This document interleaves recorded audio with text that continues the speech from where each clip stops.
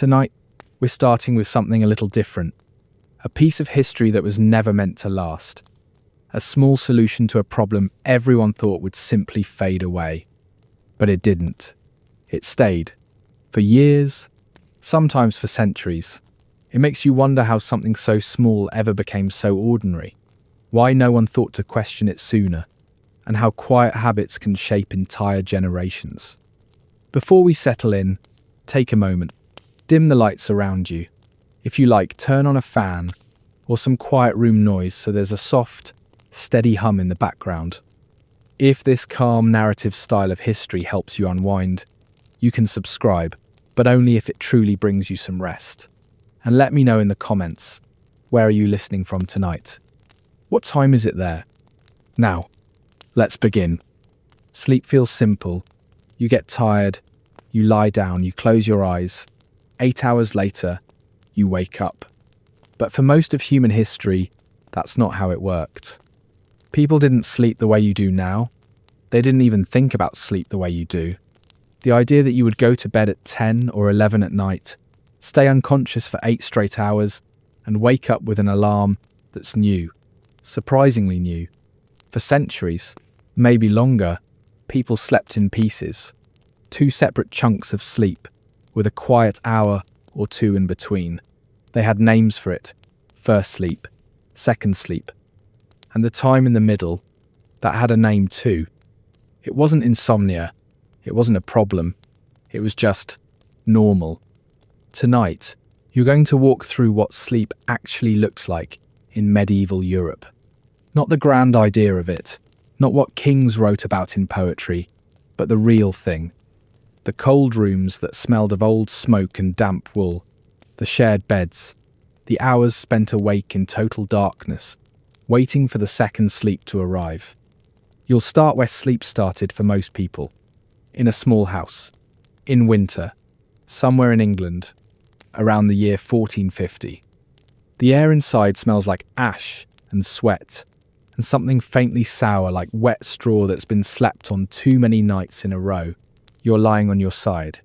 The straw beneath you pokes through the thin cloth mattress, and you can feel it against your hip, your shoulder. You've been lying here long enough that your body has made a small hollow in the pile. It's cold. Not freezing, but cold enough that you're curled tight under 2 wool blankets that smell like lanolin and smoke. Your wife is next to you, her back pressed against yours for warmth.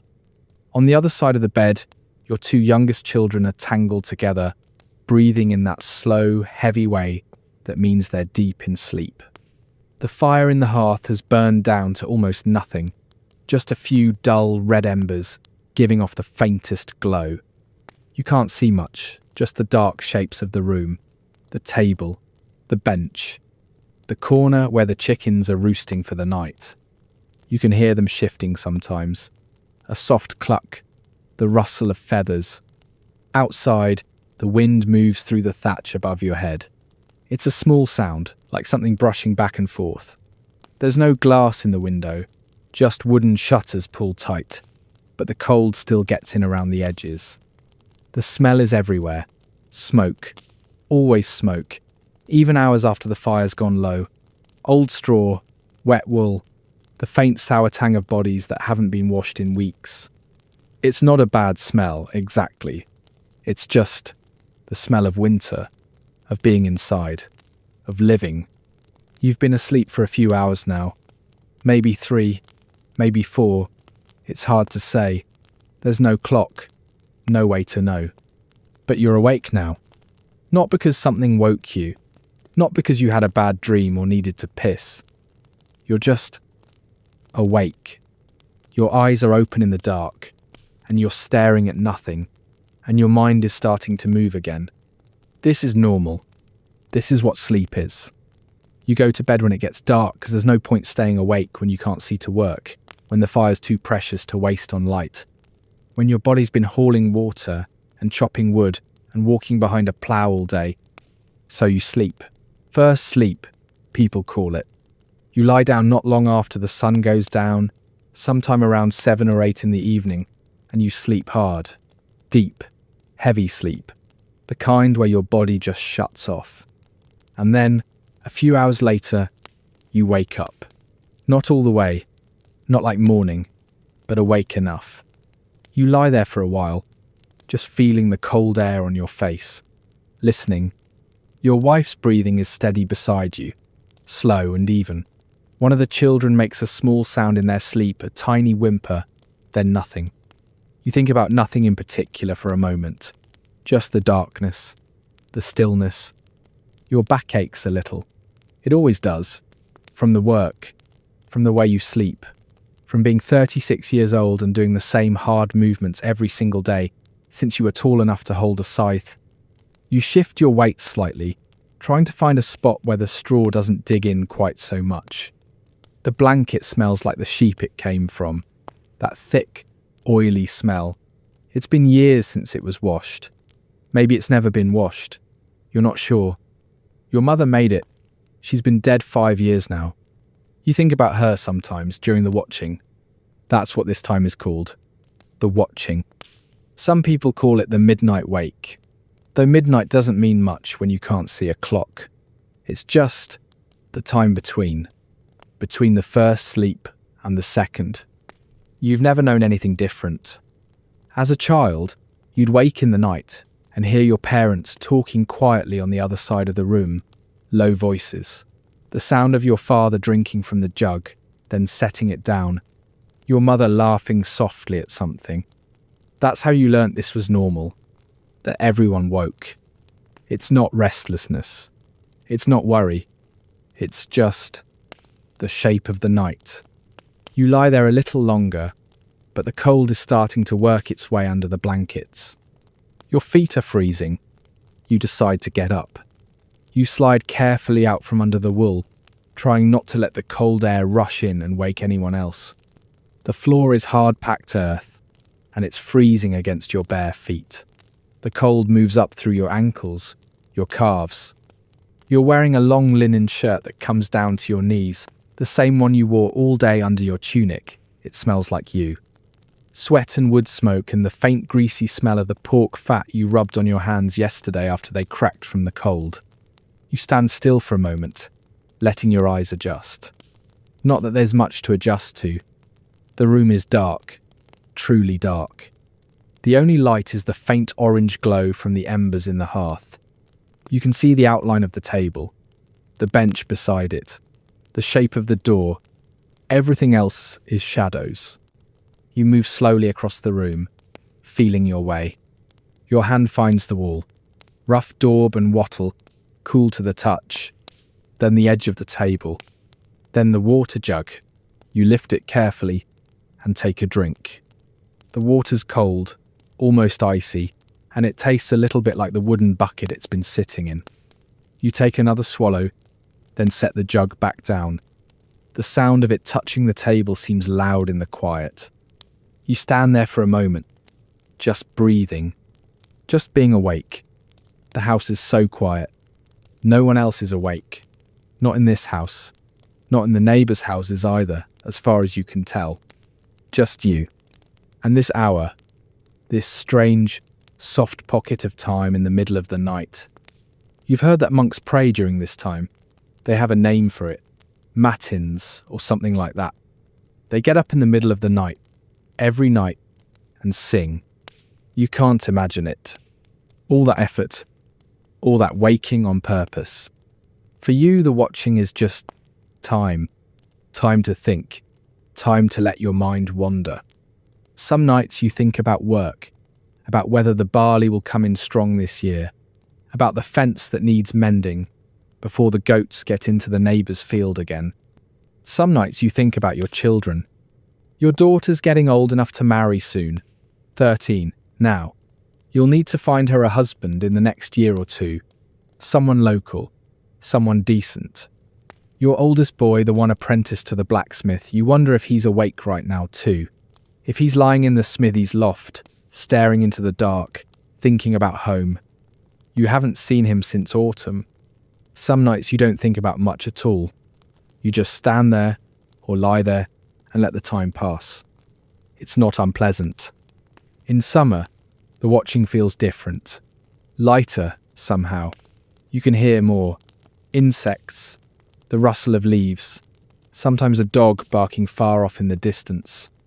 In winter, it's heavier. The cold presses in. The darkness feels thicker, but it's still the same.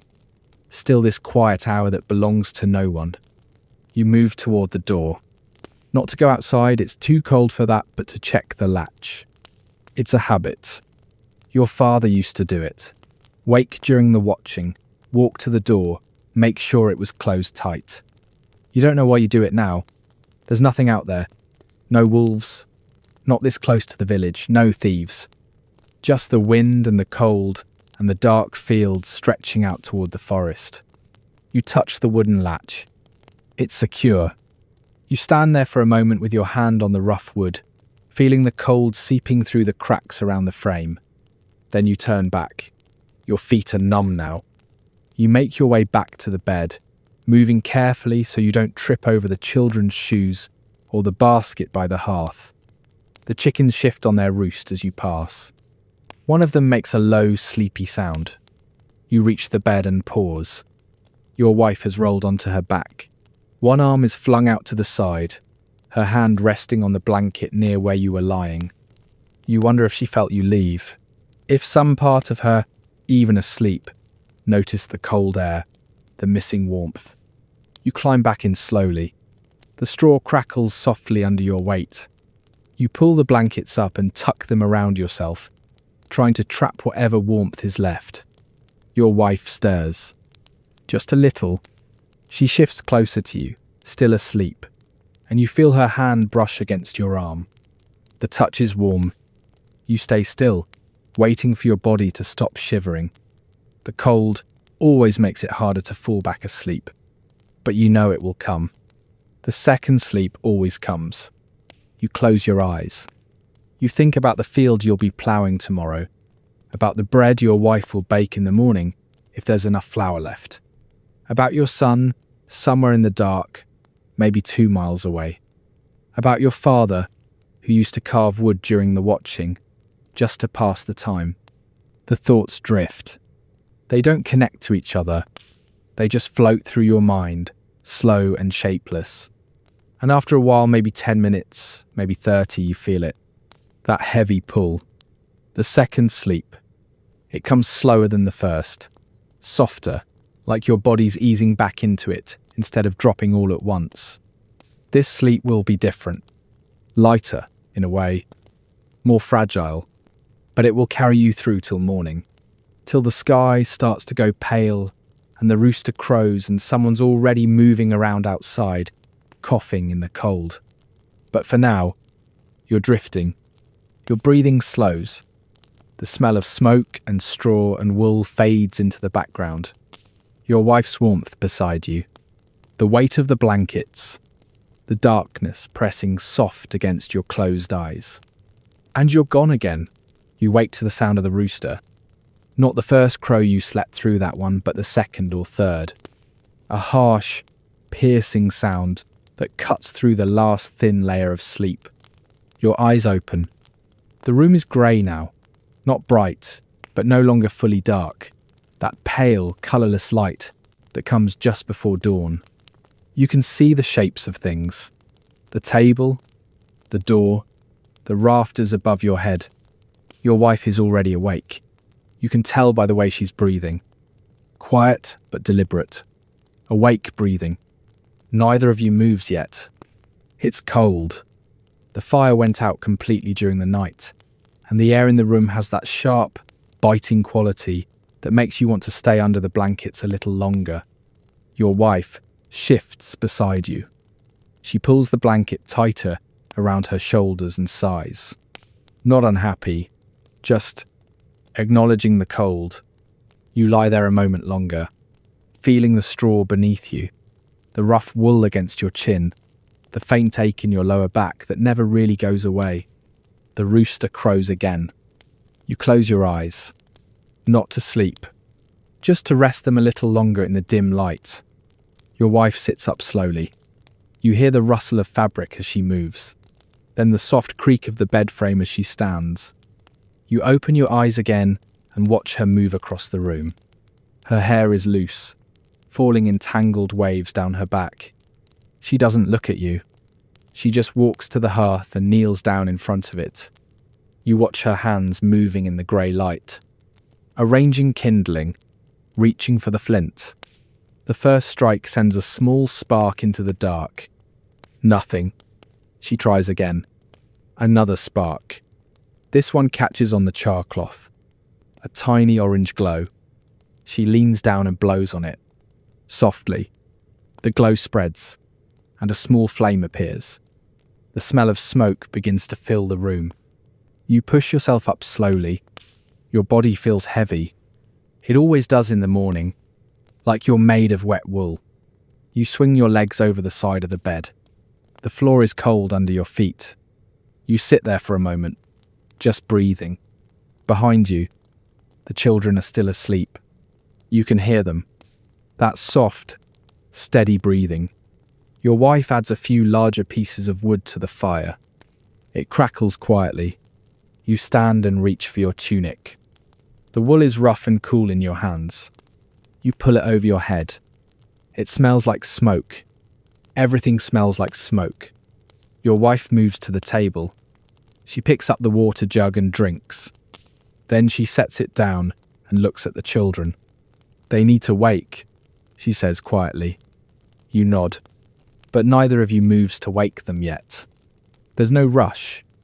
Not really. The work will be there whether they wake now or in 5 minutes. You pull on your hose, then your boots. The leather is stiff and cold. Your wife takes a small pot from the shelf and fills it with water. She hangs it on the iron hook above the fire. You walk to the bed and reach down. Your daughter is curled on her side, her face pressed into the blanket. You touch her shoulder. Time, you say softly. She doesn't move. You touch her again. She groans and rolls onto her back. Her eyes stay closed. Cold, she mumbles. You don't say anything. Just leave your hand on her shoulder for a moment. Your son wakes easier. His eyes open, and he looks at you with that blank expression. Then he sits up. He's shivering already. You move back to the fire. Your wife is stirring the pot. The water's beginning to steam. She adds a handful of oatmeal. Not much. Just enough. The smell changes. Smoke and oats, and damp wool. The children are moving now. Slowly. Your daughter slides out of the bed and reaches for her dress. Your son pulls on his tunic. No one speaks. The room is quiet, except for the fire. The soft hiss and crackle of it. Your wife ladles porridge into bowls. Thin porridge. More water than grain. But it's warm. You sit on the bench. Your son climbs up beside you. You eat slowly. The warmth of the bowl in your hands. The taste of oats. Faint. Almost nothing. But enough. Your daughter comes to the table. Your wife hands her a bowl. They sit on the other bench. Everyone eats in silence. Outside, you can hear voices. Distant. Someone's door opening. The creak of a cart. A dog. The sounds of other people waking. Other families starting their day. You finish the porridge and set the bowl down. Your wife gathers the bowls and stacks them. You stand. Your son stands too. Your wife looks at you. Don't let him get too cold, she says. You nod. Your son follows you to the door. You lift the latch. The air outside is damp and cool. The sky is pale now, almost white. The lane is muddy. You can see your neighbour's house. Smoke rising from their roof. Your son steps outside beside you. You pull the door closed. The village is waking slowly. A few people moving. An ox being led somewhere. The sound of chickens. You walk toward the edge of the village. Your son beside you. Neither of you speaks. There's nothing to say. The fields are waiting. The work is waiting. The day stretches out ahead of you. Long and familiar. You've done this 1,000 times. You'll do it 1,000 more. The rhythm of it so deeply settled in your body that you don't think about it. You just move through it, one foot in front of the other, one task after another, until evening, until the light fades, until it's time to lie down again, and the night will come. The first sleep, the watching, the second sleep, over and over, the same quiet pattern, the same soft division of the dark hours. Your son walks beside you, his breath making small clouds in the cold air. You pass the last house. The fields open up ahead, brown earth, wet from recent rain, ready to be turned. You think about the plough waiting at the edge of the field, the leather harness, the weight of the handles in your hands. Your son will help, in his small way, moving stones, watching for crows, and the day will pass. Slowly, the way days do. The bells start ringing while you're in the field. Faint at first. So faint, you're not sure you're hearing them at all. Just a distant sound carried on the wind. But then they grow clearer. 3 bells, different tones, ringing in sequence. You stop and lean on the plough handle. Your back is already sore. Your hands are cold, even through the calluses. Your son looks up at you from where he's been piling stones at the edge of the field. "The monastery," you say. He nods. He's heard the bells before. Everyone has. The monastery is 5 miles away, over the hill and through the forest. You've never been there. Most people in the village haven't. But you hear the bells sometimes when the wind is right. They ring at certain times of the day. You don't know what the times are called. You don't know why they ring. Only that they do. Your father used to say, the monks wake in the night to pray. That they ring the bells to call each other from their beds. You've always thought that sounded exhausting. Waking on purpose. Getting out of a warm bed in the middle of the night just to sing. But maybe they're used to it. Maybe when you do something every night for years, it stops feeling strange. The bells fade. You go back to ploughing. The wooden blade cuts through the wet earth. Turning it. The smell of dirt rises up. Rich and heavy. Your son goes back to his stones. The morning passes slowly. The sun stays hidden behind the clouds, but the light grows stronger. You can see more of the field now. The brown furrows behind you. The unturned earth ahead. Your neighbour is working his field to the east. You can see him in the distance. A small figure bent over his work. You don't wave. He doesn't wave. There's no need. You're both doing the same thing. You've been doing it for hours. You'll keep doing it for hours more. Your shoulders ache. Your legs ache. The cold has settled into your bones. But you keep moving. One step. Another step. The plough handle smooth under your hands from years of use. Your son brings you water at some point. A wooden cup. The water tastes like the bucket. You drink it anyway. He stands beside you for a moment. His nose is red from the cold. "Can I go back?" he asks. You look at the sun's position in the sky. Still morning, but late morning. "Go," you say. He doesn't need to be told twice. He turns and walks back toward the village. Small footsteps in the mud. You watch him go. Then you turn back to the field. The work doesn't change whether he's here or not. You'll finish this section by midday. Then you'll go back. Eat something. Rest a little if there's time. Then more work in the afternoon. Always more work. The bells ring again later. Different this time. Just 2 bells. A slower rhythm. You stop and listen. The sound hangs in the air for a moment, then fades. You've heard people say the monks divide the day into pieces, that they mark each piece with bells and prayers. You don't know if that's true. It seems like a strange way to live. Chopping time into small parts like that. For you, time is simpler. Light and dark. Work and sleep. The watching in between. That's all you need to know. You bend back to the plough. The earth turns. The furrow grows longer. By midday, your hands are shaking from the cold and the work. You stop at the end of the row and look back. Half the field is done. Maybe a little more. Good enough for now. You leave the plough where it is and start walking back. The village is quiet. Most people are still working. In the fields. In their houses. At the mill or the forge. You pass old Thomas sitting outside his door. He's too old to work anymore. Just sits there most days, watching people go by. He nods at you. You nod back. Your house is at the end of the lane. Smoke rising from the roof. You push open the door. The warmth hits you immediately. Not strong warmth, but warmer than outside. Your wife is at the table, spinning wool. The wheel turns slowly. The thread pulls thin, and even from her fingers. Your son is sitting by the fire. Your daughter is gone, probably at a neighbour's house, helping with something. There's bread, your wife says without looking up. You see it on the table. A small dark loaf. You break off a piece. It's dense and hard. You chew slowly. The taste is faintly sour. Your wife keeps spinning. The wheel creaks softly.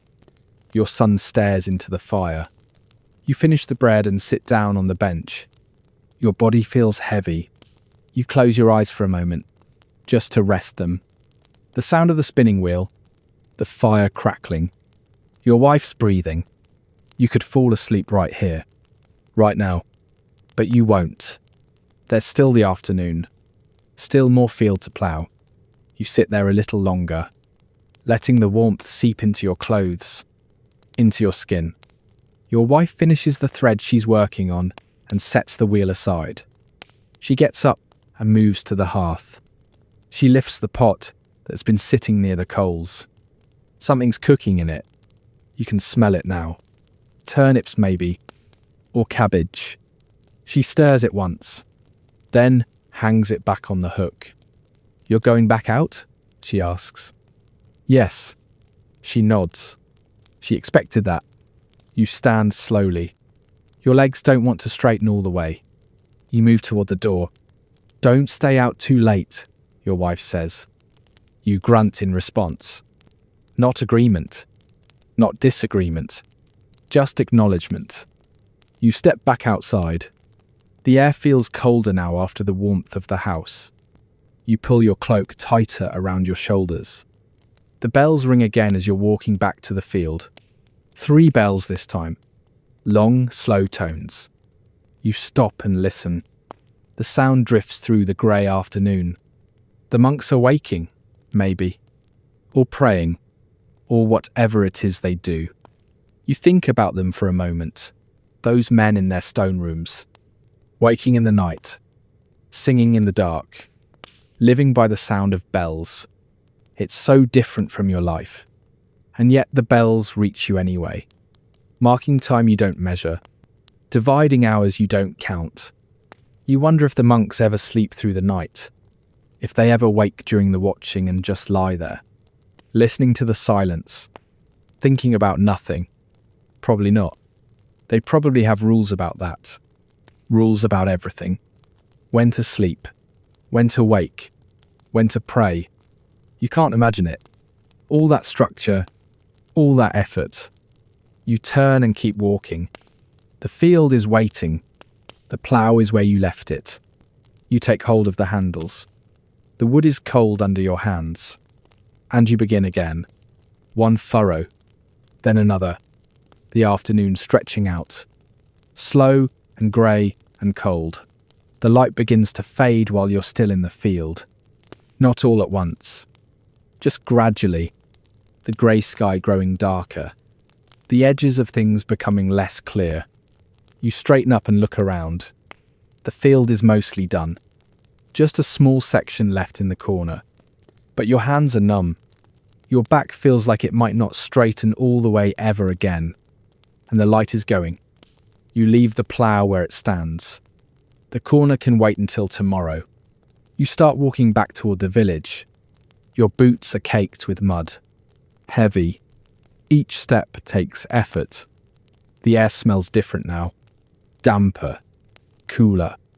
The smell of earth and wet grass. And underneath it, the faint scent of smoke from the village ahead.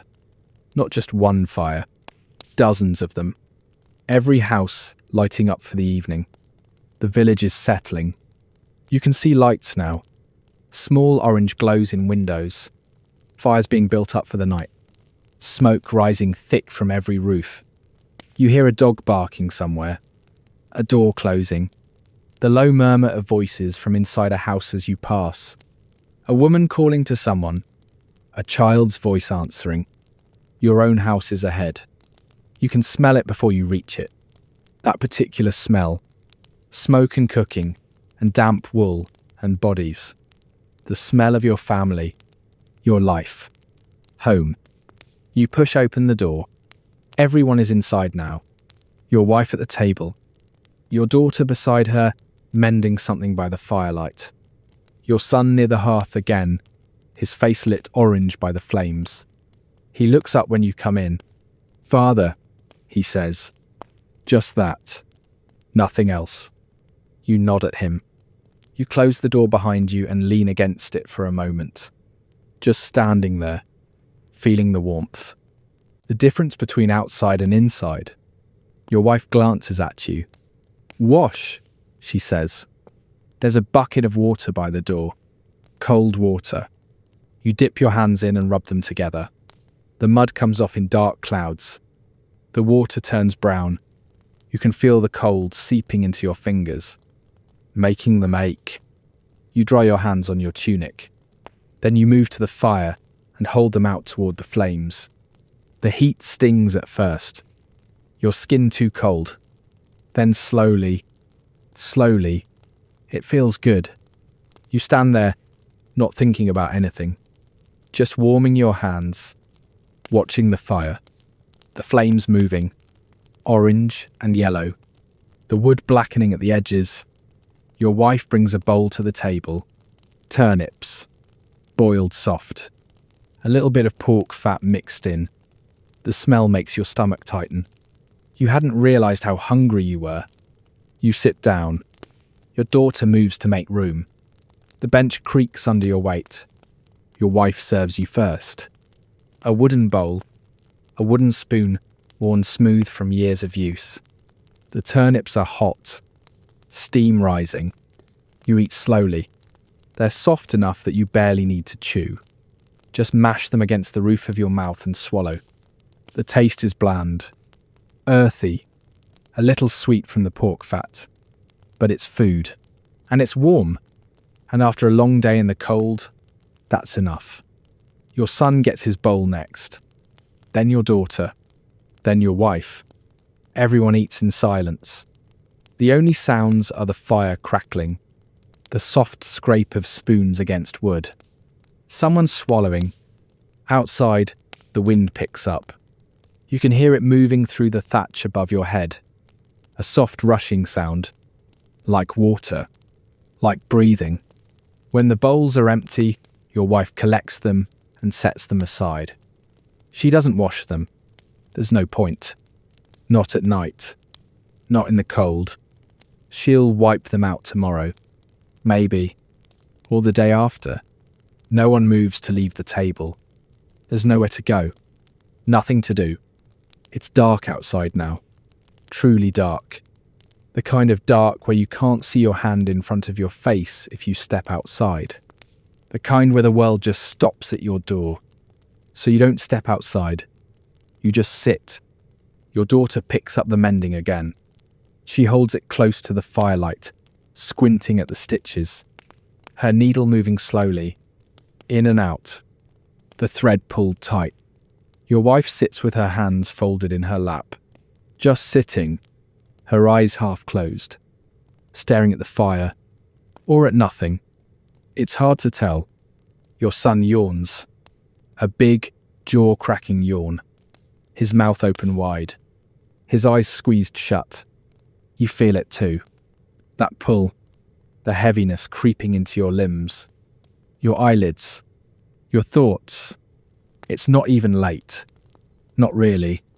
The sun's only been down for an hour, maybe a little more, but there's nothing to do in the dark. No work you can see to do. No point staying awake. The fire is the only light. And the fire costs wood. Wood that needs to be chopped, carried, stacked, burned carefully, not wasted. Your wife stands. Time, she says. Your daughter sets down her mending, carefully, folding the fabric, setting the needle aside. Your son is already moving toward the bed, shuffling across the floor, his feet dragging.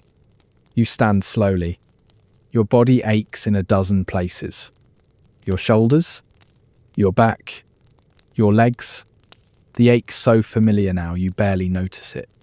It's just part of you, part of being alive. Your wife moves to the hearth. She picks up a stick and pushes the logs apart, separating them.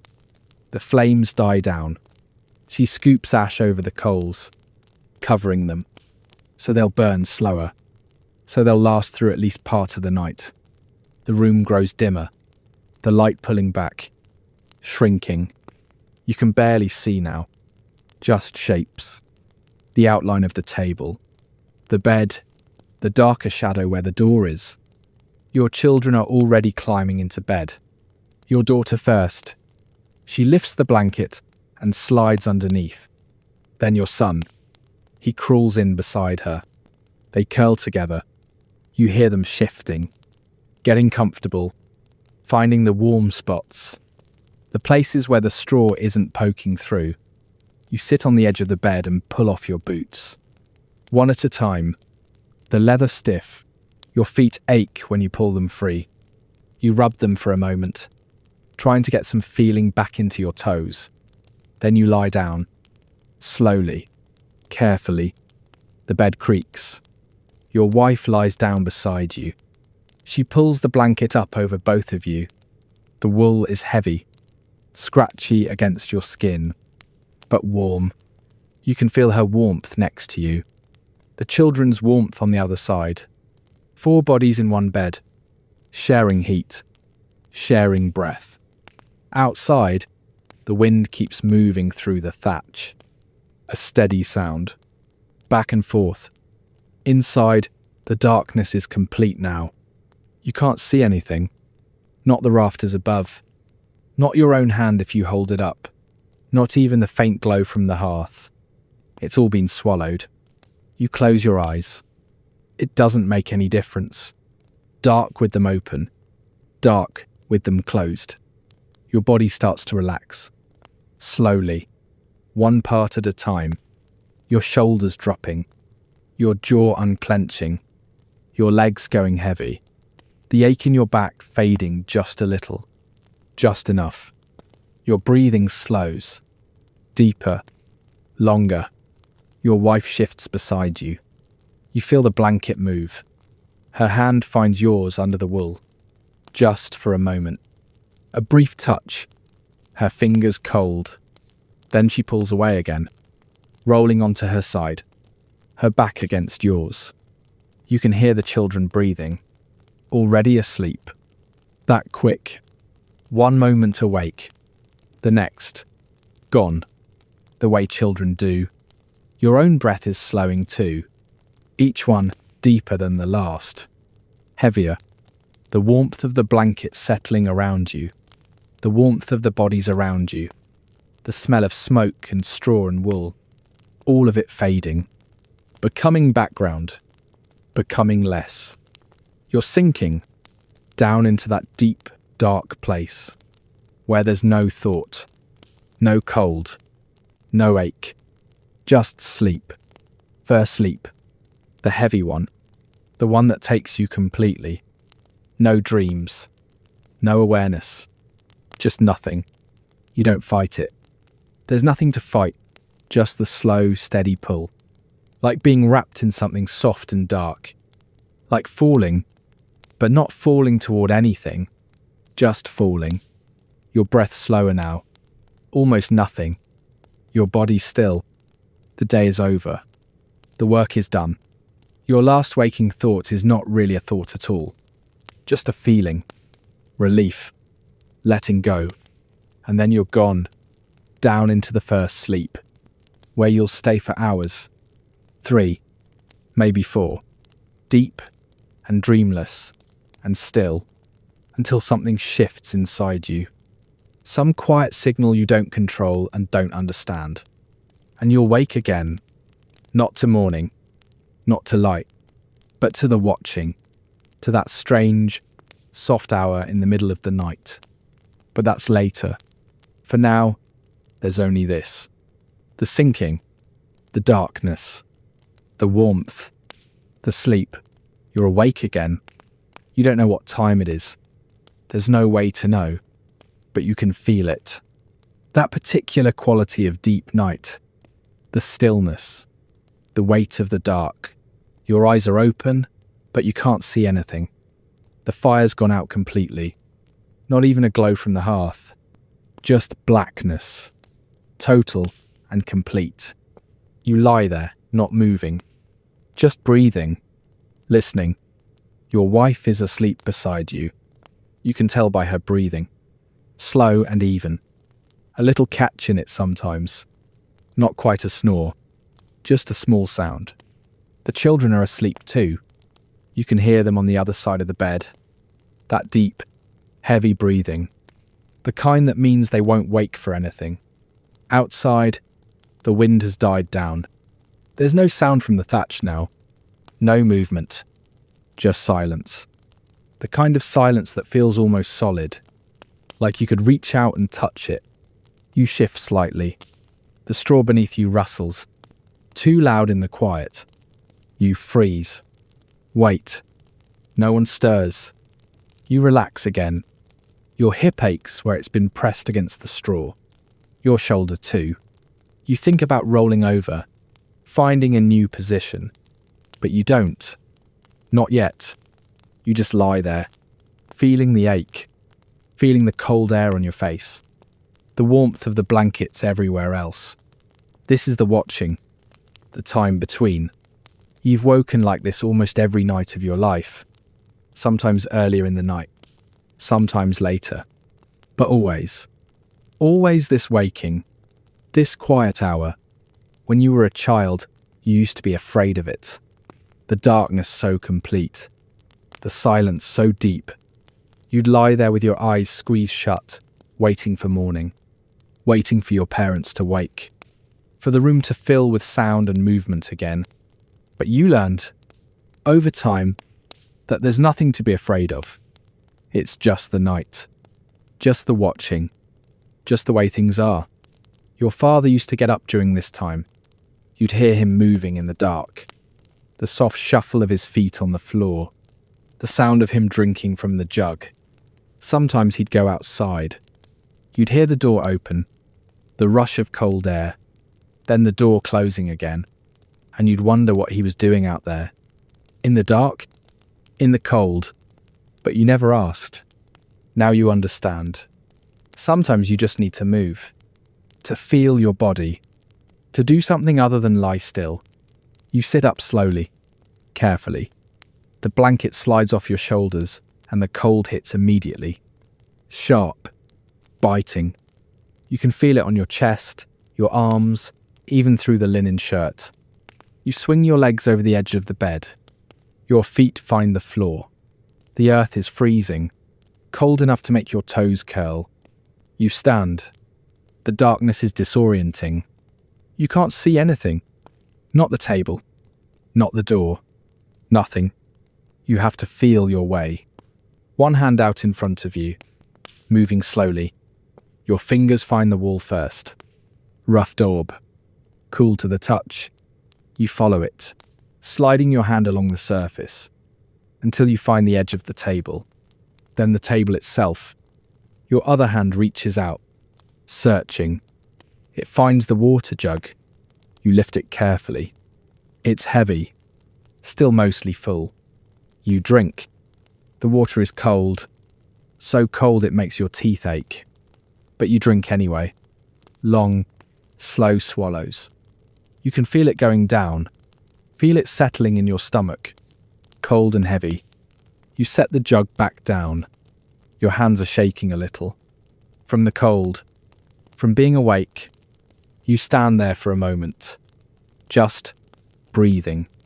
Just being. The smell of the house is different at night. Stronger, somehow. The smoke more noticeable. The damp wool. The sour smell of the straw. The faint animal smell from the chickens in the corner. You can hear them. Just barely. A soft clucking. A rustle of feathers. They shift sometimes in their sleep. Just like people do. You think about your older son. The one at the blacksmith's. You wonder if he's awake right now too. Lying in the loft above the forge. Staring into the dark. Thinking about home. Or maybe he's asleep. Deep in his first sleep still. Or already into his second. There's no way to know. You think about your father. How he used to stand right here. In this same spot. During his watching. You remember watching him once. You must have been 7 or 8. You'd woken and seen him standing by the table. Just a shadow. Darker than the darkness around him. Not moving. Just standing. You'd wondered what he was thinking about. What filled his mind in these quiet hours. Now you know. Everything. Nothing. Work. Debts. The crops. The weather. The people you've lost. The people you might lose. All of it mixed together. Drifting through your thoughts like smoke. Never quite solid. Never quite gone. You move toward the door. Slowly. Carefully. Your hand finds the latch. You lift it. The door opens. Cold air rushes in. So cold it takes your breath. You step outside. Just for a moment. Just to feel it. The night is clear. You can see stars. Thousands of them. More than you can count. Scattered across the black sky like salt spilled on dark cloth. The air smells clean. Sharp. The smell of frost. Of winter fields. Of distance. You can see the shapes of the other houses. Dark against the stars. No lights anywhere. Everyone asleep. Or lying awake in their own watching. Their own quiet hour. You wonder how many people in the village are awake right now. How many are lying in their beds. Thinking. Listening. Waiting for the second sleep to come. Probably a few. Maybe more. It's strange to think about. All these people, all living the same pattern. The same rhythm. Sleep. Wake. Watch. Sleep again. Over and over. Every night. Every life. Your feet are going numb. You step back inside and close the door. The darkness swallows you again. You stand there for a moment, letting your eyes adjust to nothing. Then you feel your way back to the bed. Slowly, carefully. Your hands on the table, then the bench, then the edge of the bed. You sit down. The straw rustles. You lift your feet off the floor and slide back under the blankets. The wool is still warm, still holding the heat from before. You pull it up to your chin. Your wife shifts slightly beside you. Her hand moves, finds your arm under the blanket. She doesn't wake, just touches you. A brief pressure, then her hand falls away again. You lie there, on your back now, staring up at where the ceiling must be. You can't see it, but you know it's there. The rafters, the thatch, the weight of it all pressing down. You close your eyes. The darkness behind your eyelids is the same as the darkness in the room. You breathe. In, out, slow and steady. Your body is starting to relax again. The cold fading. The warmth of the bed seeping back into your skin. Your bones. You think about the field. The corner you didn't finish. You'll need to do that tomorrow. First thing, before the ground gets too hard. You think about your daughter. How she's growing. How soon she won't be a child anymore. You think about the bread. Whether there's enough flour for another week. You think about sleep. about how it will come again. Soon. Not right now. But soon. You can feel it at the edges. That soft pull. Not urgent. Not demanding. Just there. Waiting. Your breathing slows a little more. Deeper. Heavier. The thoughts in your head are slowing too. Becoming less formed. Less clear. Just images now. Feelings. The field. The fire. Your son's face. Your father's hands. All of it drifting. Mixing together. Fading. Your body is heavy. Sinking into the straw. Into the bed. The blanket feels heavier too. Pressing down. Warm. Safe. You're not quite asleep yet. But you're close. So close. That space between waking and sleeping. Where everything softens. Where the edges blur. Your breath is almost nothing now. Just the smallest rise and fall of your chest. The watching is ending. The second sleep is beginning. Slow. Gentle. Like slipping into water. Like being covered. And then you're gone again.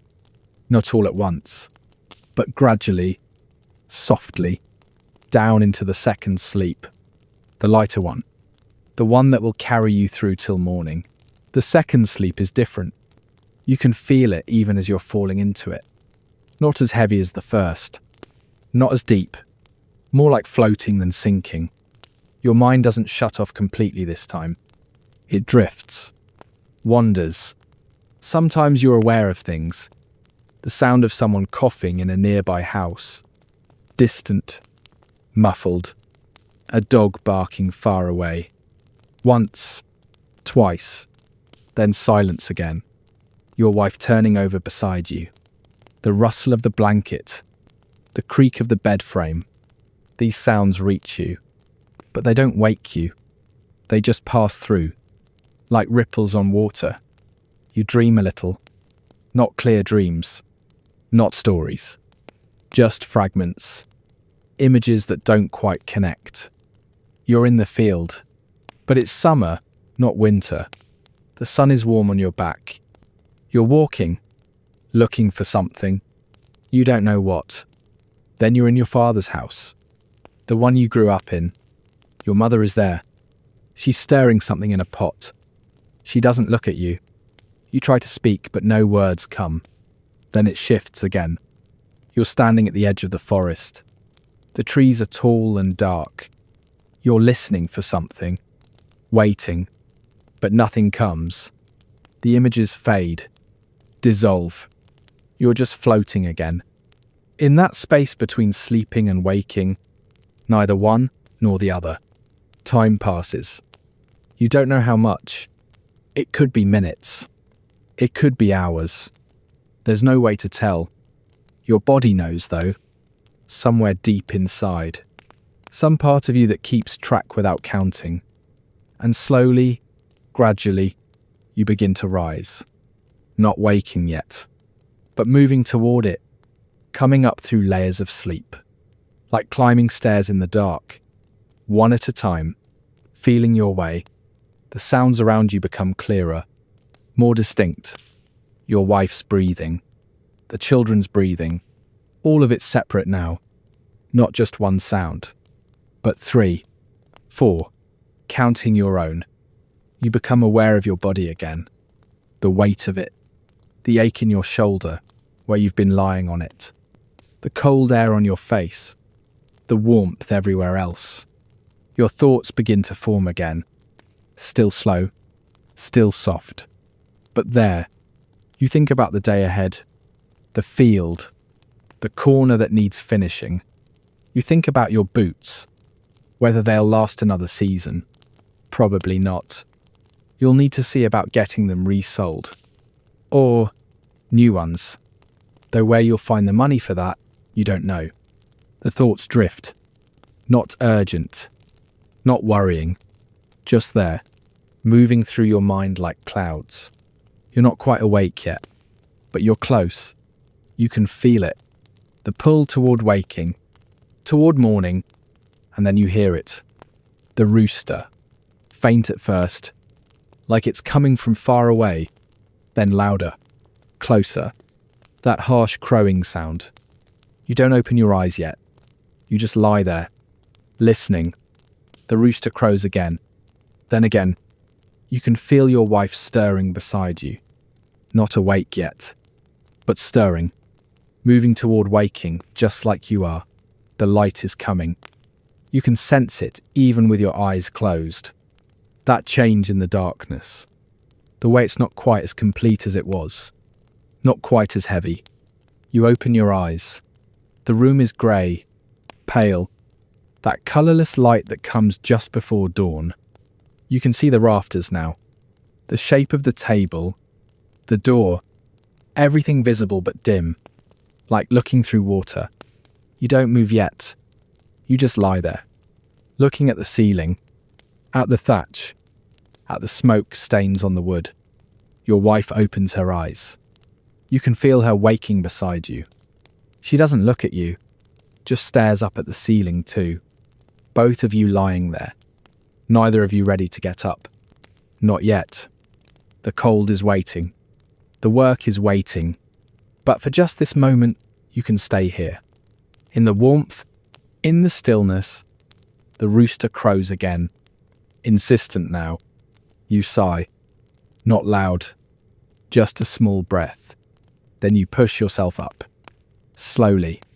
Your body stiff from lying still so long. Your back aching. Your wife sits up beside you. The blanket falls away from both of you. The cold rushes in. You both wince. But neither of you says anything. There's nothing to say. This is just how it is. Every morning. The same. You swing your legs over the side of the bed. Your feet touch the floor. Freezing. Always freezing. You stand. Your wife stands too. She moves to the hearth. You watch her kneel down, her hands moving in the dim light, searching for the kindling, finding it, arranging it. The flint and steel. You hear the strikes. Once, twice, 3 times. A spark catches. A small glow. She leans down and blows. Gently. The glow spreads. A flame appears. Tiny at first. Then growing. The smell of smoke fills the room. You move to the table. Looking for your tunic. You find it draped over the bench where you left it last night. You pull it on. The wool rough against your skin. Cold at first. Then warming slightly from your body heat. Behind you the children are stirring. You hear them. Small sounds. Mumbling. Shifting. Your daughter's voice thick with sleep. Is it morning? Yes, your wife says.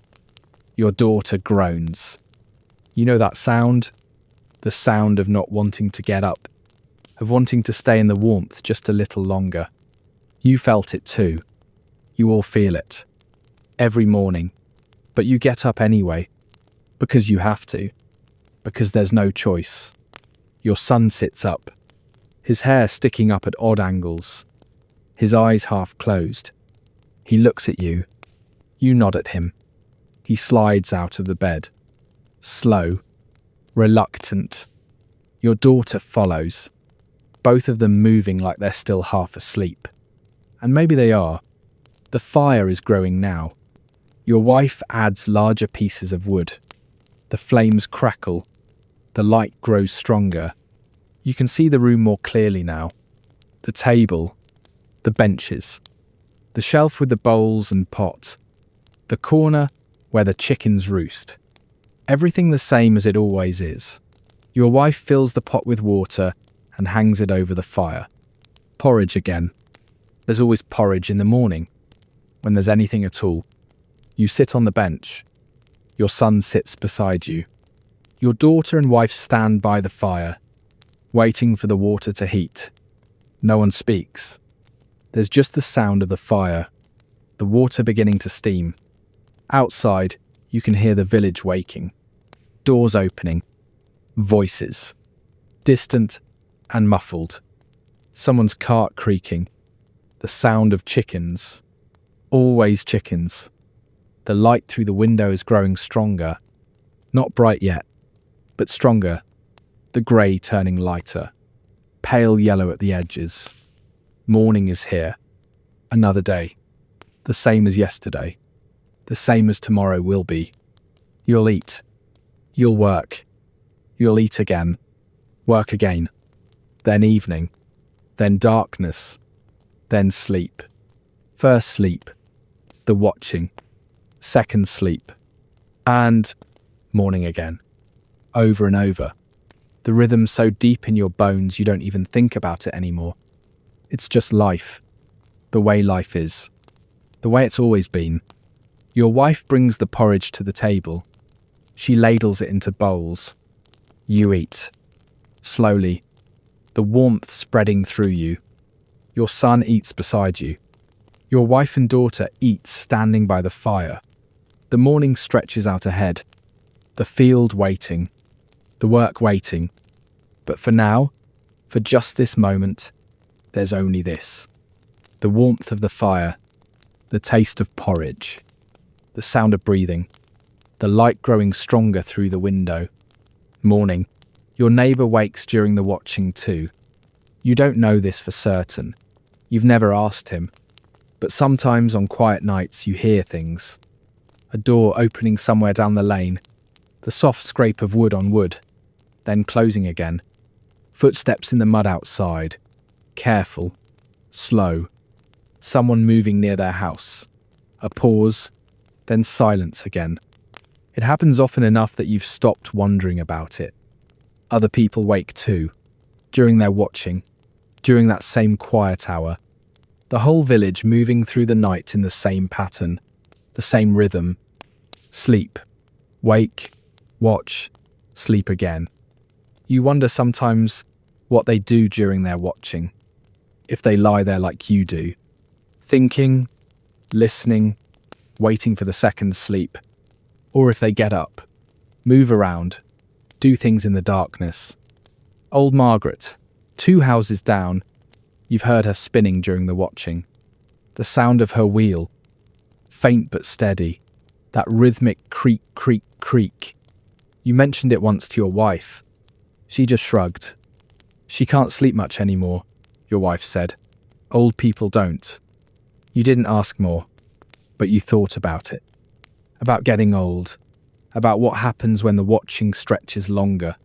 When the second sleep becomes harder to find. Your own father, near the end, used to wake for hours. You'd hear him moving around, coughing, muttering to himself. The watching becoming less a pocket of time and more a prison. Hours and hours of darkness with nothing to fill it. You push the thought away. That's years off still. Decades maybe. You're not old yet.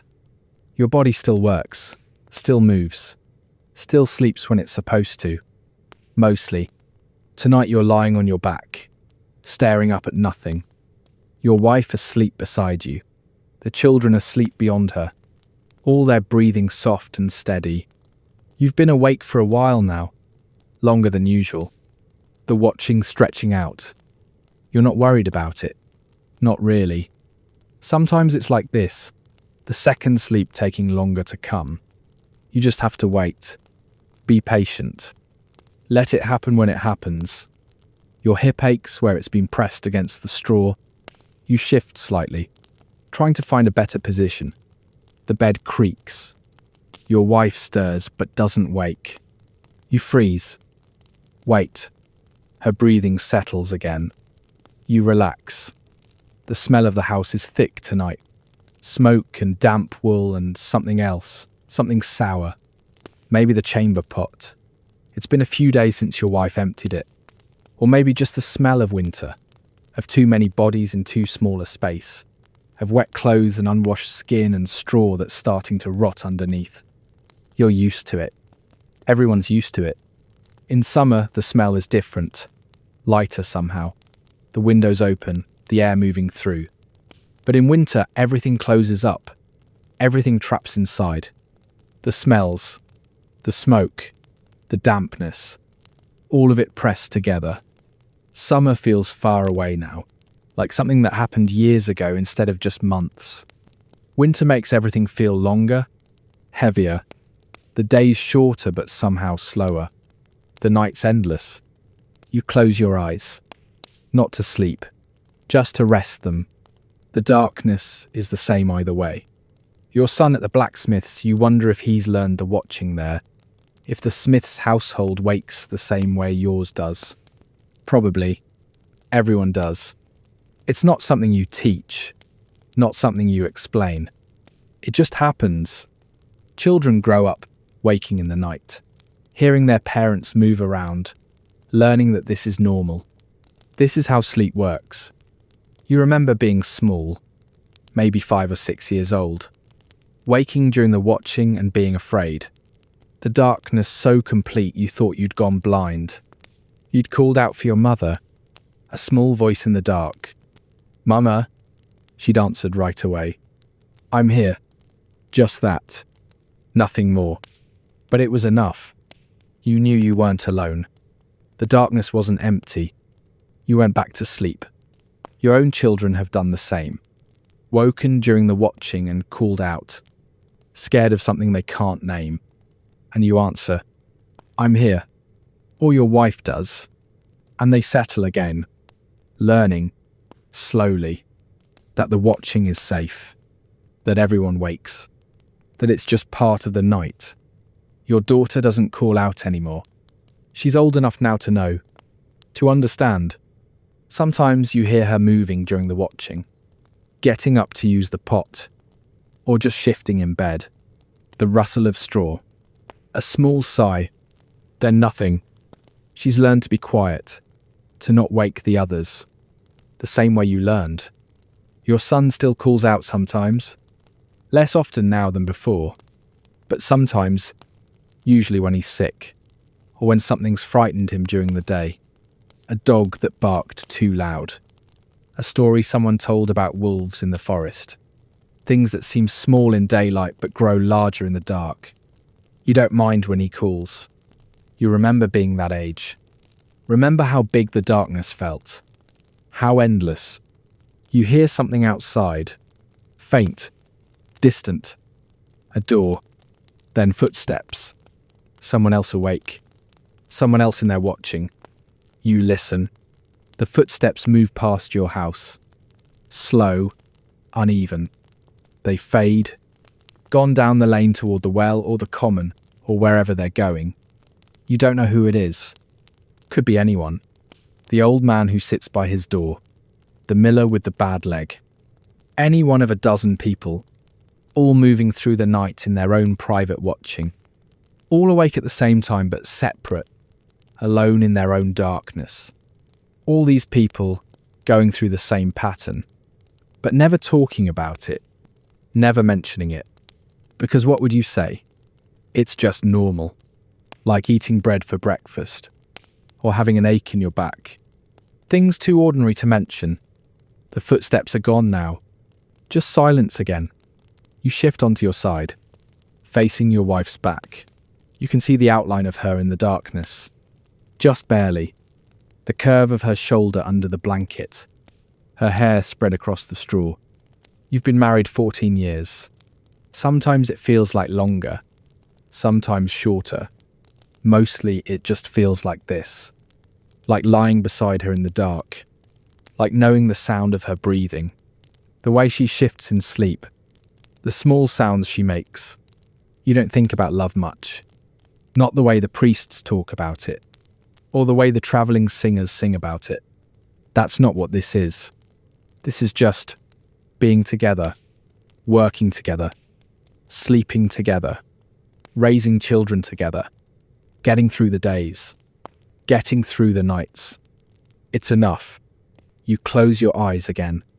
Your breathing is starting to slow. The heaviness creeping back in. The pull toward the second sleep. You can feel it now. That softness at the edges of your thoughts. The way they're starting to drift. To blur. The field. Your boots. The sound of breathing all around you. The thoughts drifting away before they form. Your body is sinking. Down into the straw. Down into the warmth. The blanket, heavy on top of you. Your wife's warmth beside you. Everything soft. Everything quiet. You're breathing slower now. Deeper. The ache in your hip fading. Not gone. Just less. Just distant. You're drifting. Down through layers. Down towards sleep. The second sleep. The one that will carry you through. Till morning. Till the rooster. Till the grey light. And the cold floor. And the fire that needs building. But that's later. Hours away still. For now there's just this. The drifting. The softness. The slow pull down. Your last thought, if it's even a thought, is of nothing in particular. Just the darkness. The warmth. The sound of breathing. And then you're gone. Slipping under. Into the second sleep. Where you'll stay. Deep and quiet. Until morning comes. The cold gets worse as the season moves on. You can feel it in the mornings now. The way the air bites when you first open your eyes. The way your breath makes small clouds even inside the house. The fire goes out faster during the night. The embers dying before the watching is even over sometimes. You wake and there's nothing. No faint glow, no warmth at all. Just cold pressing in from every direction. Your wife has started banking the fire differently. Covering the coals with more ash, arranging the wood in tight stacks so it burns slower. It helps a little, but not much. Winter doesn't care how careful you are. The days are short now. So short, it barely feels worth getting up. You go out to the field in the grey half-light of morning. Work for a few hours, and already the light is fading again. The sun never climbs high, never gets warm. Just traces a low arc across the pale sky and disappears. Most of the ploughing is done now anyway. The ground too hard to turn. Frozen in places. You spend your days doing other things. Mending the roof where the thatch has come loose. Chopping wood. Carrying water from the well. Your son helps when he can. But his hands are small. He can't carry much. Your daughter stays inside more now. Helping your wife. Spinning.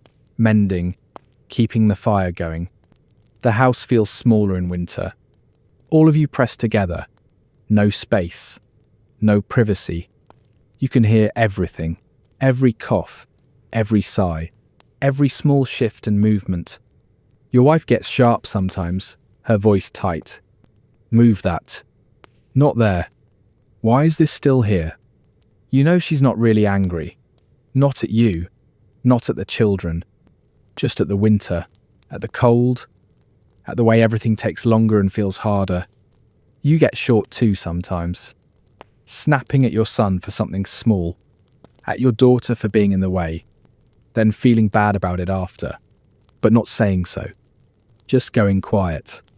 Everyone goes quiet in winter. Like the cold gets inside your words too. Makes them harder to say. The watching feels different now. Colder. Darker. You wake, and the chill finds you immediately, working its way through the blankets, through your clothes. Some nights you don't get up at all, just lie there, waiting for the second sleep. Other nights you have to, your body insisting. You slide out of bed as quickly as you can, feet on the cold floor. You fumble in the dark for the chamber pot. Use it. Set it back down. Then climb back into bed and curl tight under the blankets, trying to find warmth again. It takes longer now, to warm up, to settle back down. Sometimes your wife wakes when you do. You feel her shift, hear her breath change. She doesn't say anything, neither do you. Just lie there in the cold dark, both awake, both waiting. Her hand finds yours sometimes under the blanket, just for a moment. Her fingers cool against your palm. Then she pulls away again, pulls the blanket tighter around herself. You do the same. The children sleep heavier in winter, like their bodies know they need to stay down in the warmth as long as possible. They don't wake during the watching much anymore, just sleep straight through, or close to it. You're glad for that. One less thing to manage. One less small voice in the darkness. The village is quieter too in deep winter. You hear fewer sounds at night, fewer doors opening, fewer footsteps outside. Everyone staying in, staying under their blankets, not moving unless they absolutely have to. Even the dogs are quiet, curled up wherever they can find shelter. The world shrinks, down to just your house, your family, the fire, the small warm space you're all trying to preserve. Outside could be anything, could be nothing. It doesn't matter. You don't go out there unless you have to. The well is the hardest part. Having to walk there in the early morning, the bucket handle cold even through cloth wrapping, the water heavy on the way back. By the time you reach the house, your hands need the fire. You hold them out toward the flames, wait for warmth to return. It comes back slowly. Your wife doesn't look at you during this, just keeps working, stirring the pot, arranging the fire. She knows. Her hands need warming too when she works with water. Everyone's hands are like that in winter. Red and cracked. You rub pork fat on them when you remember. When there's pork fat to spare. It helps a little. But the cracks don't really heal until spring. Food is different in winter too. Thinner. Less of it. The porridge more water than oats. The bread smaller. Harder. Your wife stretches everything as far as it will go. A handful of grain that should feed 2 people somehow feeds 4.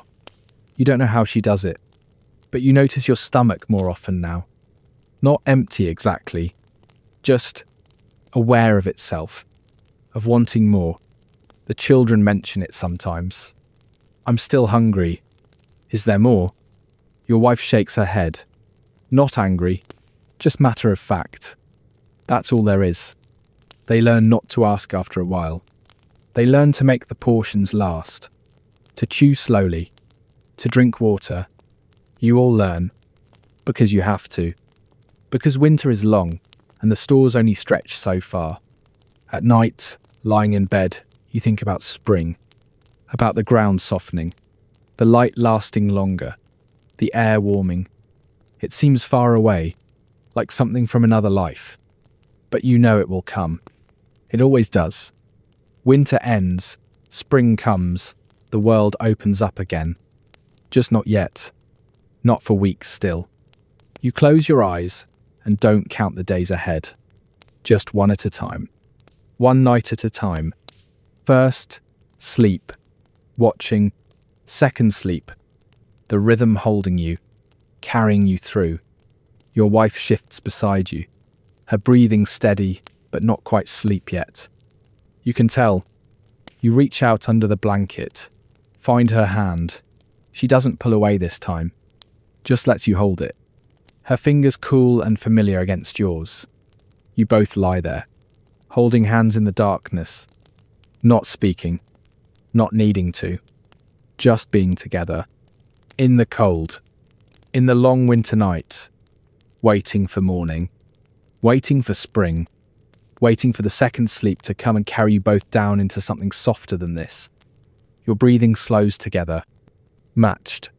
2 people breathing as one. The cold outside, the small warmth between you. Enough, just barely enough. Your eyes grow heavy. Your thoughts begin to drift. The watching ending, the pull towards sleep. Down, down. Into the second sleep, where the cold fades, where there's only darkness and quiet and breathing, and you let go, both of you, slipping under together, into sleep, into the deep middle of winter, where you'll stay until morning, until the rooster, until another day. But that's later. For now there's just this, the warmth of her hand in yours, the sound of her breathing, the slow descent. Together, you see the priest sometimes during the day, walking through the village, his dark robe dragging in the mud, his hands folded in front of him. He stops to talk to people. Old Thomas, the miller's wife, the widow who lives at the edge of the common. You don't know what he says to them. You're usually working when he passes, out in the field or chopping wood or hauling something heavy from one place to another. But you see him, that dark figure moving through the village, different from everyone else, cleaner somehow. Even his robe, mud-stained as it is, seems to belong to another world. He lives in the small stone house next to the church.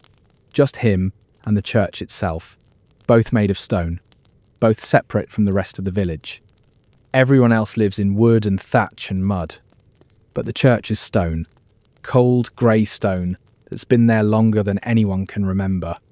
Your grandfather was baptised there, your father too, you, your children, everyone. The church is just there, like the well, like the common, like the forest beyond the fields. Part of the landscape. The priest comes with it. You don't think much about him most days.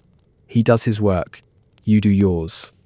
On Sunday you go to the church, stand in the cold stone space, listen to him speak in Latin you don't understand.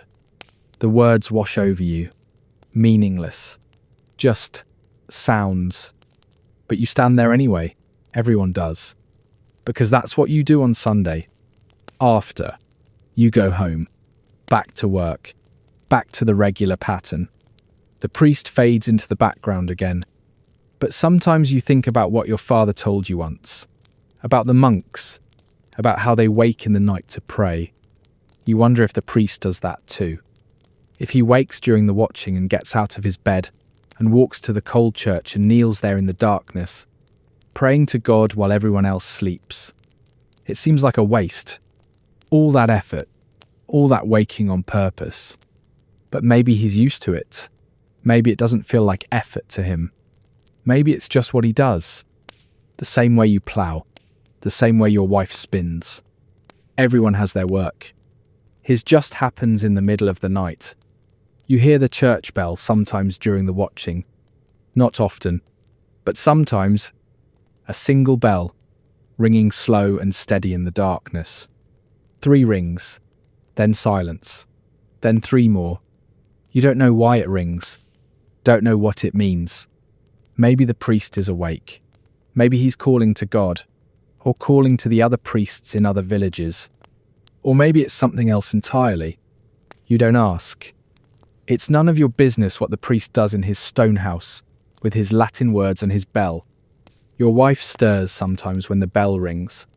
Just a small shift, a change in her breathing. But she doesn't wake, not fully. Just registers the sound somewhere deep in her sleep and then lets it go. The children never wake for it. They're too deep, too young to notice. But you hear it, lying there in the watching, the sound drifting through the cold air, strange and distant, and somehow lonely. One person, awake in a stone building, ringing a bell that most people don't hear. What's the point of it? You don't know, but you listen anyway, until the ringing stops, until the silence returns. Then you roll over and wait for the second sleep. Once, years ago, you asked your father about the monks, about why they wake in the night. He'd shrugged, hadn't looked at you, just kept working on whatever he was working on. They think God wants them to, he'd said finally. You'd waited for more, but that was all he said. They think God wants them to. You'd thought about that for a long time after, about wanting to wake in the night, about choosing it instead of just accepting it. It still doesn't make sense to you. The watching is just something that happens, not something you choose, not something you do for God or anyone else. It's just the way sleep works. But maybe the monks see it differently. Maybe the priest does too. Maybe for them the watching is something holy, something special, a time when God is closer, when prayers are heard better. You don't feel that. During the watching you just feel awake, and cold, and waiting. Nothing holy about it. Nothing special. Just you, and the darkness, and the slow passage of time until sleep returns. Still, the bell rings sometimes, and you listen. Because what else is there to do? The village priest is old now, older than your father was when he died. His hands shake when he holds the cup during Mass. His voice wavers when he speaks. You wonder how much longer he'll be here. What happens when he dies? Will another priest come? Or will the church just sit empty? You don't know. That's not for you to decide. That's for bishops and lords and people who live in cities. People you've never met and never will. Your life is here. In this village, in this house, in this bed during the watching. The priest's life is in the stone house and the stone church. Two different worlds, barely touching. Except on Sundays. Except when the bell rings in the darkness. Your wife shifts beside you now. Still asleep but restless. She's been like that more lately. Moving in her sleep, making small sounds. You don't know why. You don't ask. Maybe she's dreaming. Maybe her back hurts. Maybe it's just winter, making everything harder. You reach out and rest your hand on her shoulder. Just lightly. Just to let her know you're there. She settles a little. Her breathing evens out. You close your eyes. The cold is pressing in tonight. Heavier than usual. Your feet are numb, even under the blankets. Your nose cold where it's exposed to the air. But you're tired. The watching has stretched long enough. You can feel the pull now, that familiar heaviness. The second sleep approaching. Your thoughts are drifting, becoming less solid. The priest, the bell, the church, all of it fading into the background, becoming just shadows, just echoes. Your breathing slows, deeper, longer. The cold still there, but distant now, less important. Your body sinking into the straw, into the warmth under the blankets. Your wife's presence beside you, solid, real. The children breathing in their sleep beyond her. All of you together. In the darkness, in the cold. Making it through another night. Another watching. Another winter. Your last thought before sleep takes you is simple. Tomorrow you'll chop more wood. Need to keep the fire going. Need to stay ahead of the cold. Then the thought dissolves. And there's nothing. Just the slow descent into sleep. Into the second sleep that will last until morning. Until the rooster. Until the grey light. Until everything starts again. But for now, just this. The darkness. The quiet. The soft pull down. And you go. Slipping under. Where even the sound of bells can't reach. Where there's only sleep. Deep and dreamless. Until morning comes. Your mother used to wake during the watching too. You remember that now. Lying here in the darkness. The memory coming to you from nowhere. You must have been young. 6 maybe, or 7. You'd woken in the night. Cold and confused. Not sure where you were for a moment. Then you heard her. Moving somewhere in the dark. The soft shuffle of her feet on the floor. The sound of her stirring the fire. Adding wood. The smell of smoke drifting through the room. Faint and familiar. You'd watched her shadow. Barely visible. Against the faint glow of the embers. She hadn't known you were awake. Hadn't looked toward where you slept with your siblings. Just worked quietly. Tending the fire. Doing something at the table you couldn't see. You'd fallen back asleep watching her. That dark shape moving through watching the same way you do now. The same way everyone does. It's strange to think about, that your mother did this, that her mother did it too, and her mother before that. All the way back, generation after generation, waking in the night, moving through the watching, waiting for the second sleep. The same pattern repeated so many times it's woven into your bones. You wonder if your children will remember this when they're grown. If your son will lie awake one night in his own house and think about you, about hearing you move during the watching. If your daughter will do the same, probably. Some things you don't forget, even when you don't realise you're remembering them. They just settle inside you, become part of how you understand the world. Your father is harder to remember during the watching. He was always so solid during the day, so present.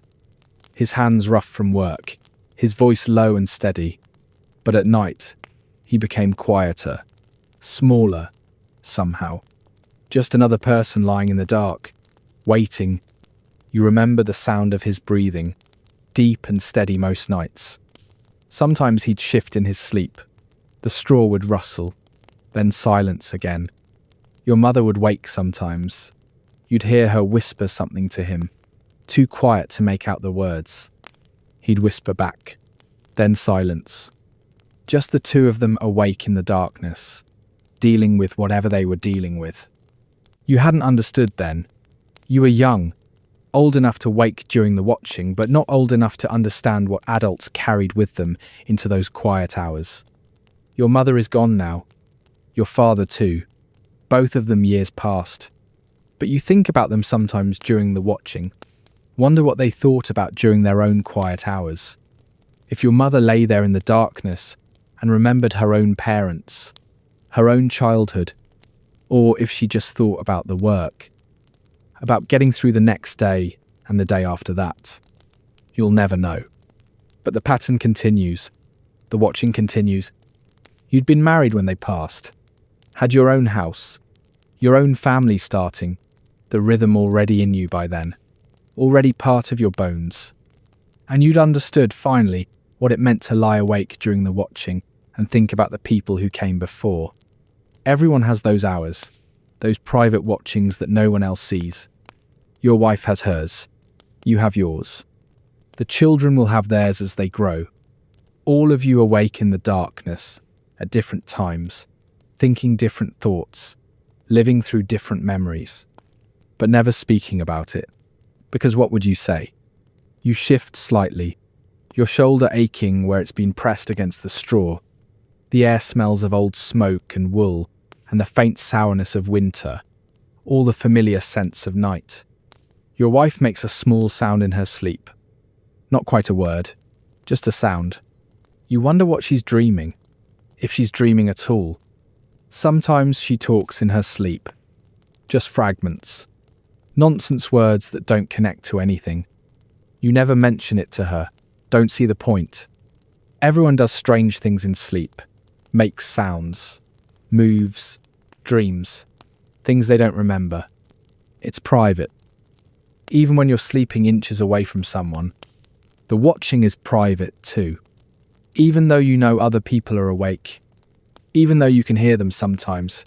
Doors opening. Footsteps. Coughing. It's still private. Still yours alone. Your thoughts, your memories, your quiet hour in the darkness. No one else knows what you think about during the watching, and you don't know what they think about. That's just how it is. You close your eyes, not to sleep yet, just to rest them. The darkness is the same either way. You think about your older son, the one at the blacksmith's. He'll be a man soon. In a few years he'll marry, have his own house, his own children. He'll wake during the watching and think his own thoughts, remember his own memories. Maybe he'll remember you sometimes, the way you remember your father. Or maybe he won't. Maybe he'll think about other things, his own worries, his own life unfolding. That's fine. That's how it should be. Children grow up and away. That's natural. You don't need him to remember you during the watching. Don't need anyone to. The watching is just time, just the quiet space between sleeps. What you fill it with doesn't matter to anyone but you. Your breathing is slowing now, the memories fading back into wherever they came from. Your mother, your father, the boy you were, the man you've become, all of it settling, becoming less sharp, less clear. Just shadows again, just echoes in the dark. The cold is still there, but you're getting used to it, your body adjusting, finding what warmth it can under the rough wool. The second sleep is closed now. You can feel it waiting. That soft darkness that's deeper than the regular dark, softer than just being awake. Your thoughts are drifting apart, losing their shape, the watching ending, the way it always ends. Quietly, gradually, without ceremony. Just the slow fade into sleep. Into that place where there are no memories, No thoughts, no awareness of the cold or the darkness or anything at all. Just sleep. Just rest. Your last thought is barely a thought at all. Just a feeling. Acceptance, maybe. Or just the familiar pull. For this. For the watching. For the pattern that holds you. For the second sleep that's coming now. Taking you down. Down into the dark. Where you'll stay until morning. Until the rooster calls. Until another day begins. But that's hours away still. For now there's only this. The drifting. The letting go. The quiet descent. And you go. Slipping under. Into sleep. Into the deep quiet place. Where even memory fades to nothing. The light changes first. Not all at once. Not in a way you'd notice day to day. But over weeks. Over the long stretch of deep winter into late winter. The mornings come a little earlier. The evenings last a little longer. You don't measure it. Don't count the minutes. But you feel it. In your body. In the way you wake. The rooster still crows in the darkness. But now, by the time you've eaten and gone outside, there's a hint of pale light in the sky. Not much. Just enough to see by. Enough that the world doesn't feel quite so closed in. The cold is still there. Still biting.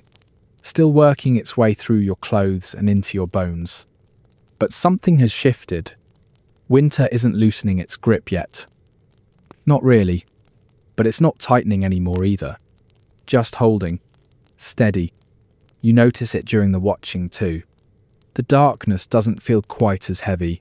Quite as endless. You still wake. Still lie there in the cold. Still wait for the second sleep. But the waiting feels different somehow. Less like being trapped. More like just pausing. A small thing. Barely worth noticing. But you notice it anyway. Your wife mentions it one morning. After you've both gotten up. While she's building the fire and you're pulling on your boots. Days are getting longer, she says. Just that. Nothing more. You grunt in agreement. She doesn't say anything else. Doesn't need to. You both know what it means. Winter will end. Eventually, spring will come. The ground will soften. The work will change. Life will open up again. Not yet. But soon, relatively soon. It's enough to hold on to. That small knowledge. The children seem lighter too. Less huddled. Less grey. Your daughter hums sometimes while she works. Soft, tuneless sounds. Nothing you'd call a song. Just sounds. Like she has something inside her that wants to come out. Your son complains less about the cold. Still complains. But less. Even the chickens seem different. More active. Clucking more. Moving around their corner instead of just sitting still. Small things. All of them. But you notice. The watching changes too as the weeks pass. Not dramatically. Not in any way you could point to and say, there. That's different. But you feel it. The darkness during the watching feels less complete. Like somewhere far away, there's a hint of something coming. Not light exactly. Not yet. Just the promise of it. The memory of it. You lie there during the watching and think about spring. About the smell of wet earth. The sound of rain on the thatch. The green starting to show in the fields. It seems impossible still. Like something from a story. But less impossible than it did a month ago. You think about the work that will need doing when spring comes. The field that will need ploughing again. The seeds that will need planting. The repairs that have been waiting all winter. It's a lot. It's always a lot. But thinking about it doesn't feel heavy the way it did in deep winter. It just feels like what comes next. Your wife wakes during the watching less often now. Or maybe she does wake but doesn't move. Doesn't make sound. Just lies there quietly the way you do. Both of you awake in the darkness.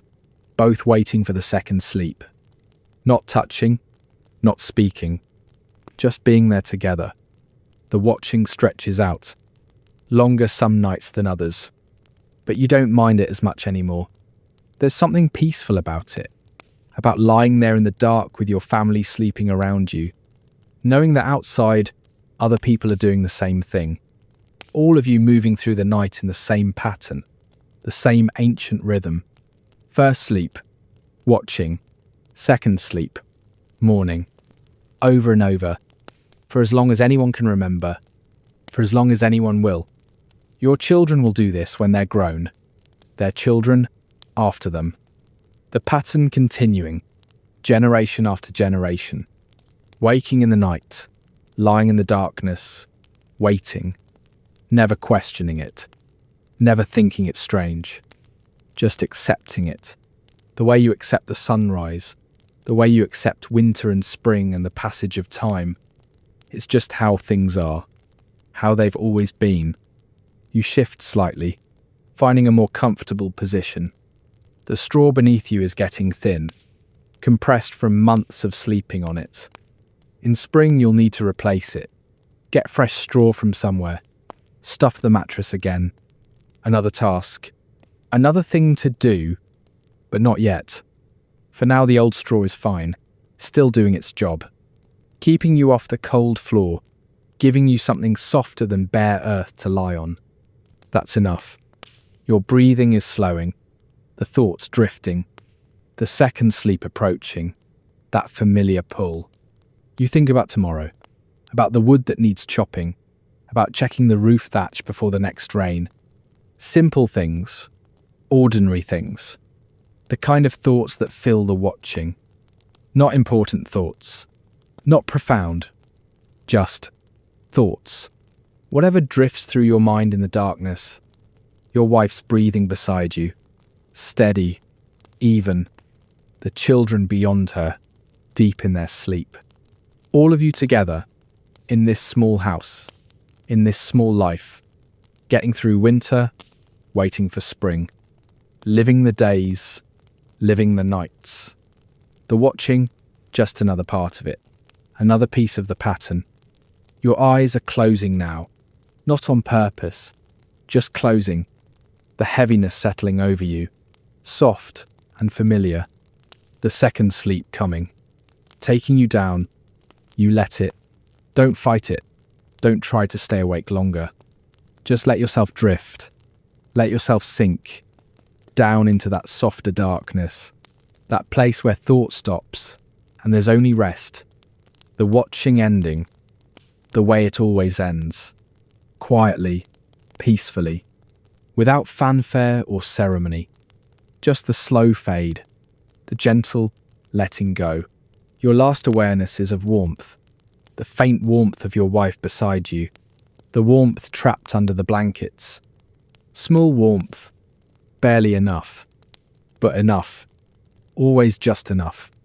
And then you're gone, slipping under, into the second sleep, where you'll stay until morning, until the light returns, pale and grey and growing stronger each day, until the rooster crows, until another day begins, the same as yesterday, the same as tomorrow, but different too, in small ways, in ways you barely notice.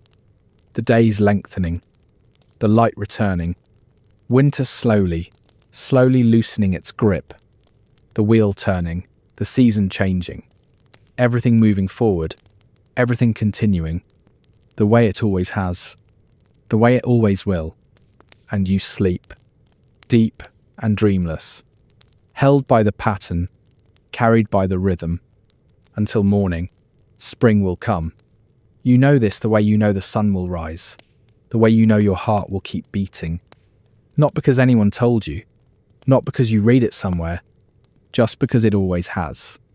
Winter ends, spring comes, summer follows, then autumn, then winter again. The wheel turns, the seasons change. And through it all, the watching remains. You've lived through 36 winters now, 36 springs, 36 times watching the world close down and open up again. And every single night of those years, you've woken during the watching. Sometimes briefly, sometimes for an hour or more, but always Always that quiet waking in the darkness. That space between the first sleep and the second. Your father did it. Your grandfather. His father before him. All the way back. Further than you can trace. Further than anyone remembers. People have always slept this way. First sleep. Watching. Second sleep. The pattern's so old it has no beginning. So deep it needs no explanation. It's just what sleep is. What it's always been. You lie there in the darkness now. The cold still pressing in from outside. The warmth barely holding under the blankets. Your wife asleep beside you. Your children beyond her. All of you breathing. All of you alive. All of you here. Tomorrow you'll wake and do the work. The same work you've done 1,000 times. Chop wood, carry water. Mend what's broken.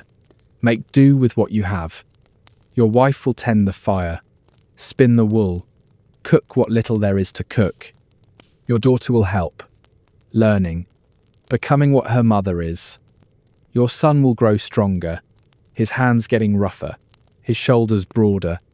Someday he'll have his own house. His own wife. His own children.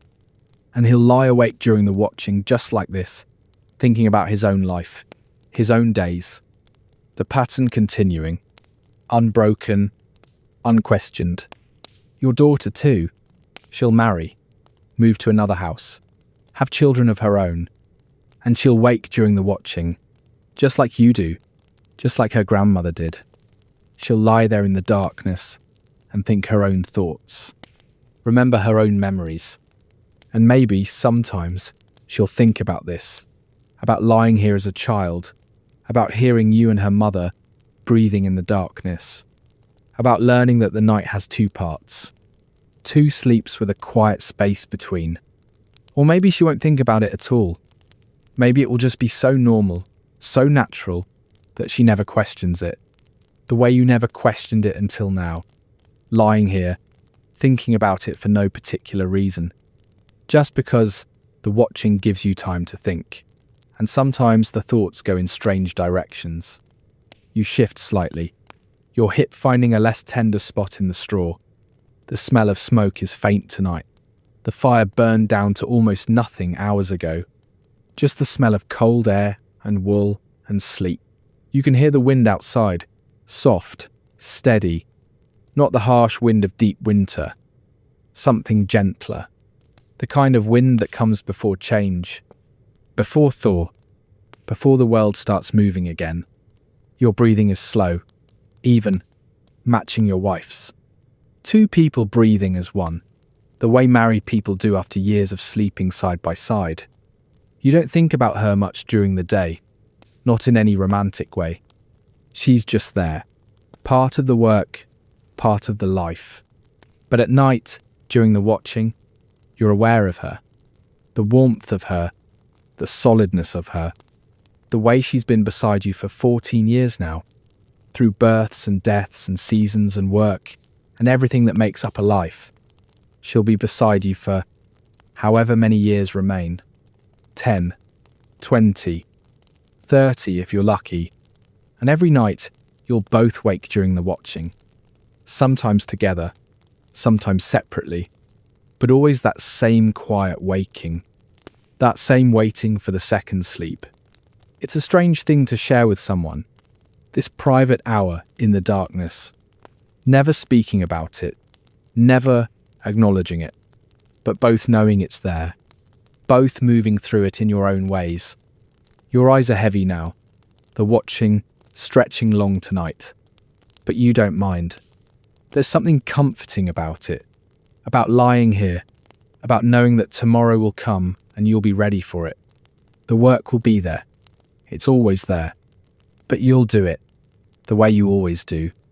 One task at a time, one day at a time, until evening comes again, until darkness falls, until it's time to lie down and begin the pattern once more.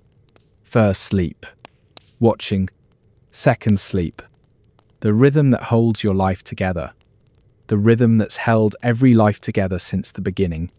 You think about the monastery, about the monks and their bells. They've made something formal out of this, something holy. They've given it names and rules and purpose. But underneath all that, it's the same thing you do.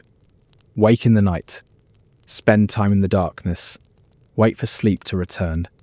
They just dress it up differently, make it about God and prayer and devotion. For you, it's simpler, quieter. It's just sleep, just the natural shape of the night. Nothing holy about it, nothing special, just what is. Your thoughts are drifting now, becoming less formed, less solid. The second, sleep approaching, that familiar heaviness. You can feel it in your limbs, in your breathing, that slow pull down into something deeper. You don't resist it, never have, never will. You just let it happen. Let yourself be carried, down into the dark, into the quiet, into the place where there's no thought, no cold, no awareness of anything. Just sleep. Just rest. Your wife shifts beside you. A small movement, barely noticeable. Then still again. The children breathe their steady breath. The house settles around you. And you sink, slowly, gently, into the second sleep that will last until morning. Until the rooster. Until the grey light. Until another day begins. The same pattern, the same rhythm, the same life. Over and over. For as long as you have. For as long as anyone has. The watching fading.